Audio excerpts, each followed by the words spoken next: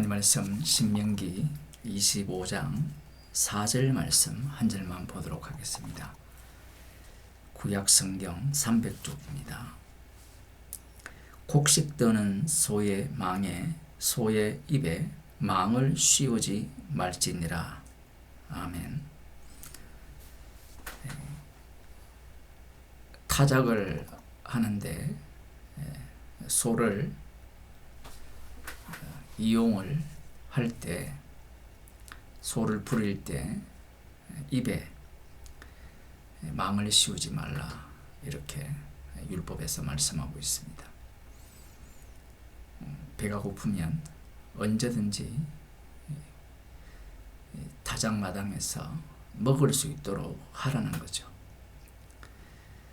이 율법이 이것으로만 끝났다면 아마 오늘날 인간들이 좋아하는 동물 보호 이런 것과 본문을 연관시킬 가능성이 아주 높습니다. 선악과를 먹은 자들의 특징이 자신이 심판주거든요. 모든 판단은 내가 한다는 겁니다. 하나님 말씀이 있어도 그 말씀보다 더 우위에 내가 서 있다라는 거죠. 처음 창조되었을 때는 동물이 아담과 여자의 식물이 아니었습니다. 음식물이 아니었죠. 선악과를 먹은 이후에 인간들은 동물들을 잡아먹고 피채 먹는 그러한 일들을 했고, 노아 홍수 심판 이후에 하나님께서는 동물을 피 빼고는 다 먹을 수 있도록 허용을 하셨습니다. 식물을 주신 이유가, 동물을 주신 이유가 먹으라고 주신 거예요. 물론 인간이 범죄했기 때문에 그들의 죄를 드러내기 위한 음식입니다. 선악과 먹은 이후에 인간이 하는 모든 일들은 악해요.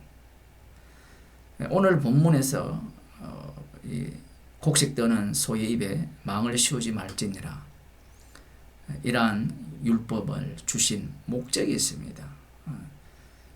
전후 문맥 관계라든가 신약까지 넘어오지 않으면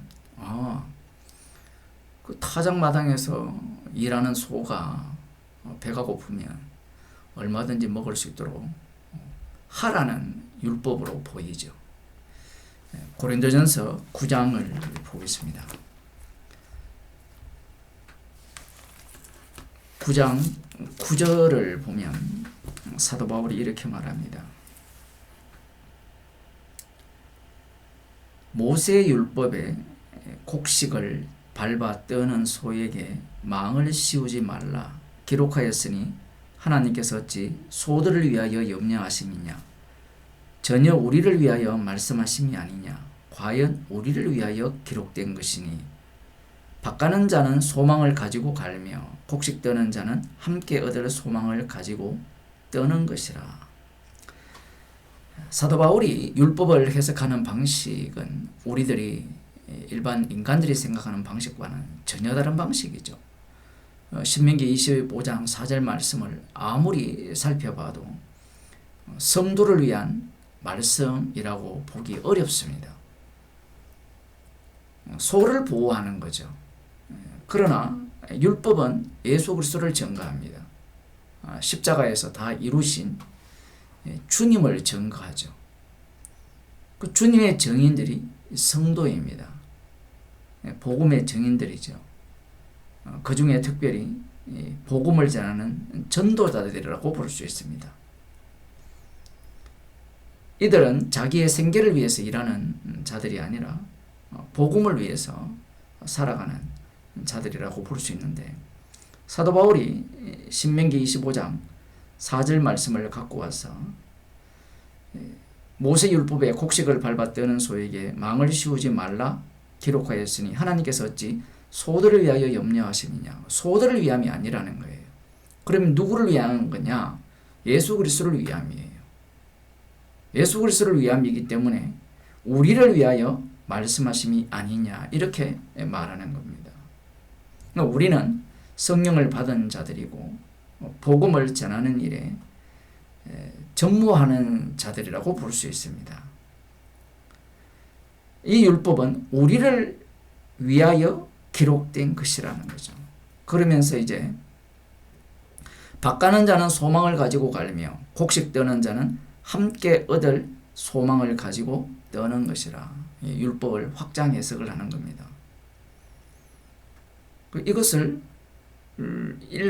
일반적이죠. 밭가는 자가 당연히 그 밭의 소출을 얻을 것을 기대를 하게 되고 그 결실을 먹을 것을 소망하고 밭을 가는 것이고요. 그러한 결실이 없고 열매가 없다면 밭을 갈 이유가 없고요. 곡식을 떠는 자는 함께 얻을 소망을 가지고 떠는 것이죠.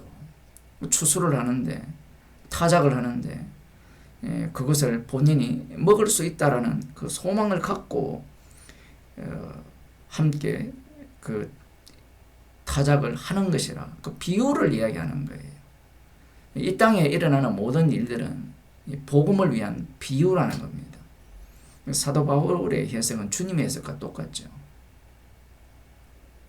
인간들은 이러한 일들을 개인적인 일로 보지만 주님께서 율법을 주신 이유와 사도 바울이 그 율법을 해석하는 방식에 있어서는 인간이 하는 모든 행위들은 결국은 복음을 위하여 하는 증거하는 그러한 어떤 비유 같은 것이다 이렇게 해석을 하는 겁니다.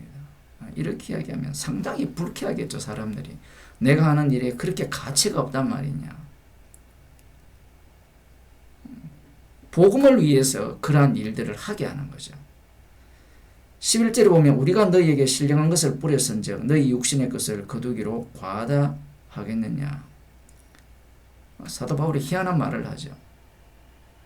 우리가 직장생활을 하면 열심히 일을 하잖아요. 월급 받기 위해서 하잖아요. 이 비유를 그대로 갖고 온 겁니다. 신령한 것을 복음을 뿌렸다면 육신의 것을 거두기로 과하다 하겠느냐. 당연하다라는 거죠. 복음은 영적이고 육신의 것은 돈이라고 볼 수 있죠. 돈을 받는 것이 그것이 과한 일이냐? 아니라는 거예요. 그것이 이제 신명기 25장 4절 말씀에서 하고 있다라는 겁니다. 복음을 전하는 말씀이에요. 다른 이들도 너희에게 이런 권을 가졌거든 하물며 우리일까 보냐. 그러나 우리가 이 권을 쓰지 아니하고 범사에 잡는 것은 그리스도의 복음에 아무 장애가 없게 하려 함이라. 다른 이들도 너희에게 이러한 권한을 선다는 겁니다. 베드로도 그러한 권한을 쓰고요. 그러면 우리는 이 본문을 어떻게 해석을 해야 되느냐. 사도 바울은 분명히 12절에서 우리가 이 권을 다 쓰지 않고 범사에 참는 것은 그리스도의 복음에 아무 장애가 없게 하려 함이라. 복음을 전하는 데 장애가 없게 하기 위해서 신령한 것을 뿌렸지만 육신의 것을 거두지 않는다라는 거예요. 경우에 따라 다릅니다. 어떤 교회에 헌금하는 것은 사도 바울이 받아요. 그런데 이 고린도 교회는 상당히 특이하죠. 복음에 장애가 없게 하기 위해서 이들은 신령한 것을 뿌렸지만 육신의 것을 거두지 않는다라는 겁니다. 그러면서 이 신령한 것을 뿌려서 육신의 것을 거두는 부분에 대해서 13절에서 성전의 일을 하는 이들은 성전에서 나는 것을 먹으며 제단을 모시는 이들은 제단과 함께 나누는 것을 너희가 알지 못하느냐. 이와 같이 주께서도 복음 전하는 자들이 복음으로 말미암아 살리라 명하셨느니라. 예수님의 가르침이 이런 가르침이에요. 이 문제가 무엇이냐면 이러한 본문들을 해석하는 방식에 있어서 목사들의 입장은 오늘날 말하면 이제 복음을 전하는 전임자의 입장에서는 신령한 것을 뿌렸으니까 육신의 것을 거두는 것은 당연하다. 주님께서 그렇게 말씀하셨지 않느냐. 이러한 어떤 주장을 펼칠 가능성이 아주 높습니다. 그러면 이제 교인들은 둘 다 돈을 사랑하죠. 교인들의 입장에서는 당신이 뿌린 게 신령한 게 맞냐? 이것까지 또 따지겠죠. 사도 바울에 대해서도 공격을 했잖아요. 네가 진짜 사도냐? 고린도 교회에서 공격을 하거든. 사도라고 인정하지 않으니까 뭐 헌금을 할 이유도 없겠죠. 이런 이제 시비가 붙기 시작하는 겁니다. 그 인간들의 관심은 어디에 있느냐면 무엇이 옳은냐에 있는 거예요. 사도 바울은 분명히 옳은 것을 이야기합니다. 그러나 옳은 것을 이야기하면서 두 가지 옳은 일을 동시에 이야기하죠. 신령한 것을 뿌렸다면 이 육체의 것을 거두는 것은 당연하다. 복음을 전하는 자는 복음으로 말미암아 산다라고 했지만 이 복음에 아무런 장애가 없게 하기 위해서 사도 바울은 이 권한을 다 쓰지 않겠다라고 하는 거예요. 또 이렇게 말하면 나름 훌륭한 목사라고 하는 사람들은 그래 목사는 자기가 돈을 벌어서 자비량해서 복음을 전해야지. 그래야 복음의 장애가 없지 않느냐. 이렇게 또 생각을 해요. 사도 바울이 지금 뭘 이야기하는 것 같습니까? 무엇이 옳으냐 그러냐를 이야기하는 것 같아요. 복음을 전하는 것 같아요. 선악과를 먹은 자들은 항상 옳음을 추구해요. 그래서 무엇이 정당하고 무엇이 옳으냐를 따지는 겁니다. 사도 바울이 지금 이야기하는 것은 모든 인간이 십자가 앞에서 죄인으로 드러나야 된다는 거예요. 죄인으로 드러나는 환경 속으로 주님이 몰아붙이는 겁니다.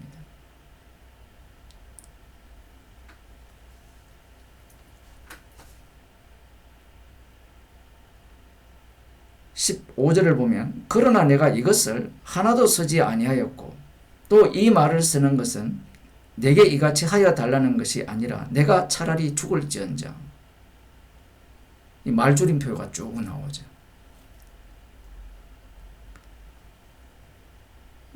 상대가 무슨 말을 하면요. 사도 바울이 지금 이런 말을 했잖아요. 복음을 전하는 자는 복음으로 말미암아 산다. 주님이 말씀하셨다. 그러나 나는 복음의 장애가 없게 하기 위해서 이 권한을 쓰지 않겠다. 라고 말을 하면 상대는요. 어떻게 사도 바울을 보느냐 하면 네가 그렇게 말은 했지만 결국은 육체의 것을 내 나라고 하지 않느냐. 이렇게 해석을 해요. 조금 더 깊이 들어가면 이 말을 쓰는 것은 내게 이같이 하여 달라는 것이 아니라 내가 차라리 죽을지언정 안 받겠다는 거거든요. 그러면 또 이것 갖고 또 시비를 걸죠. 지금 네 말하는 거 그걸 보니까 받겠다는 이야기죠. 예수님의 말씀이 생명의 말씀인데 생명의 말씀을 아무리 전해도 육에 속한 자들이 말씀을 받는 방식은 항상 자기 중심이에요. 사도 바울은 자신이 그러한 오해를 다 받는 걸 다 알아요. 오해를 받기 때문에 복음을 전하는 거예요. 목사들은 이런 생각을 갖거든요. 어떤 오해도 받지 않고 복음을 전해야지.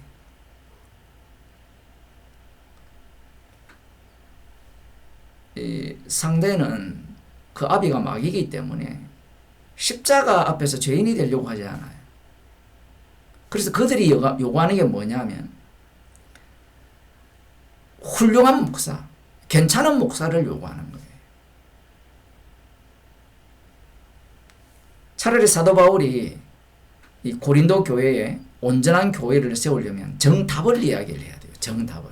하나만 이야기를 해야 됩니다. 복음을 전하는 자는 복음으로 말미암아 살리라. 주께서 말씀하셨으니까 너희들 헌금해라. 이렇게 이야기를 하든지 아니면 그 말을 빼고 복음을 위해서는 얼마든지 이러한 권한을 쓰지 않아야 된다. 그런데 지금 두 가지를 동시에 말하고 있거든요. 두 가지를 동시에 말하게 되면 인간은 선택을 하게 돼 있어요. 그러나 성령이 역사하게 되면 죄인이 되는 겁니다. 그 뒤에 보면 누구든지 이제 자랑하는 것을 헛된 대로 돌리지 못하게 하리라. 내가 복음을 전할지라도 자랑할 것이 없음은 사도 바울은 십자가 외에 자랑할 것이 없거든요. 부덕부를 할 일임이라. 만일 복음을 전하지 아니하면 내게 화가 있을 것이미로다. 지금 사도 바울이 상대가 고린도 교인들이 무엇을 생각하고 있는 것을 다 알아요. 복음을 전해서 밥벌이 하려고 한다는 거예요. 그러니까 복음 자체가 밥벌이라는 겁니다. 그러니까 목사 자체가 직업이 된 거예요. 직업이 아니라는 겁니다. 목사는 직업이 아니에요. 목사는 직업이 아닙니다. 목사가 돈 버는 직업도 갖고 목사직도 가져야 되느냐 이런 질문도 있는데 목사는 직업이 아니에요. 복음을 전하지 아니하면 화가 있을 것이라고 생각하는 자들이에요. 왜냐하면 복음이 빚진 자기 때문에 그래요. 이것은 성령께서 밀어붙이는 일이에요. 그런데 이 베드로나 이런 다른 사도들이 이 신령한 것을 뿌리고 육체의 것을 거두니까 사람들이 해석을 하죠. 야, 저 돈벌이네. 저 괜찮네. 제가 신학교 갈 쯤입니까? 한 25년 전입니까? 그 전쯤에는 목사 직업이 괜찮았어요. 요즘은 신학교 가서 전도사를 하면 이런 말을 한대요. 부모한테 교회 하나 차려달라고. 교회 가면 시다하니까 힘드니까. 직업이 됐죠. 전도사 안 하려고 하는 겁니다. 물론 그 담임 목사도 엉터리지만 복음을 위해서는 어떠한 수고도 아끼지 않아야 되는데 전도사도 직업이 되고 부목사도 직업이 되고 그걸 이제 누가 그렇게 만들었냐면 목사들이 그렇게 만들거든요. 담임 목사들이. 생활이 되지도 않을 사례를 주고 자기는 뭐 엄청난 돈을 마음대로 부리면서 그러니까 돈에 미치는 겁니다. 그런 사람들이 담임이 되니까 뭘 쫓겠어요. 돈과 권력을 쫓을 수밖에 없는 겁니다. 목사는 돈벌이 하는 자들이 아니에요. 그러나 분명한 것은 복음을 전하는 자는 복음으로 말미암아 산다라고 말씀을 하셨고요. 이 말씀도 작동되는 현장이고 동시에 복음을 전하는 일에 장애가 되지 않도록 하기 위해서는 사례를 안 받을 수도 있는 거예요. 그런데 이것이 옳다, 그러다 이 말을 하는 자들이 가장 악마적입니다. 돈을 벌고 복음을 전하니까 떳떳하게 할 수 있지 않느냐. 그러면 사례받고 복음을 전하면 떳떳하게 못합니까? 그 돈이 나오는 그 교회의 종이 되나요?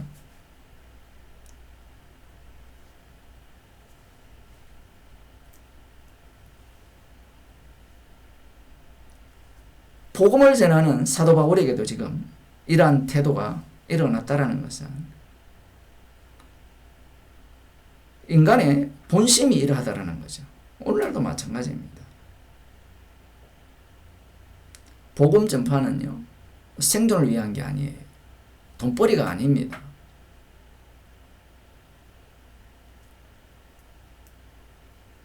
복음을 전하지 않으면 화가 미칠 거라는 이 마음, 이건 주님이 주시는 마음이죠.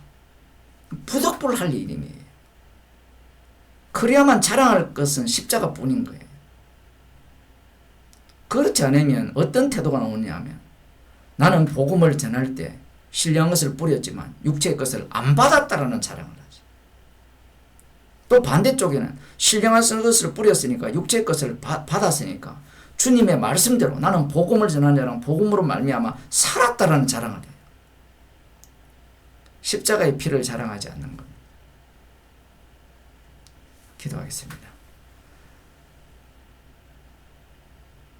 소를 위한 율법이 아니라 십자가의 피만을 자랑하라고 복음을 전하는 자와 듣는 자 속에서 십자가 사건이 일어나는 현장으로 우리들을 인도하심을 감사드립니다.